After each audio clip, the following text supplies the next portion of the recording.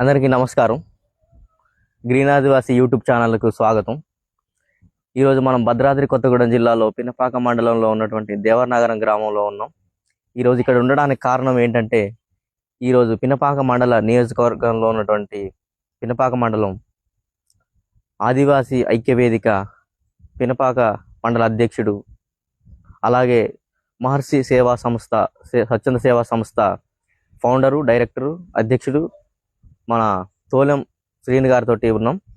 వారితో ఈరోజు కొద్దిసేపు ముచ్చటించి వారు చేసిన ఆదివాసీ ఉద్యమాలు కానీ, వారు జేసీ తరపు నుంచి చేసిన ఉద్యమాలు కానీ, అలాగే స్వచ్ఛంద సంస్థ నుంచి వారు చేసినటువంటి మంచి కార్యక్రమాలు ఏమవుతున్నాయో వారిని అడిగి ఈరోజు తెలుసుకుందాం.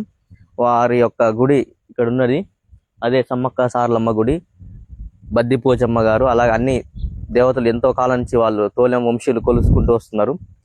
ఇదే ప్రదేశంలో ఈరోజు వారిని కలవటం సంతోషం.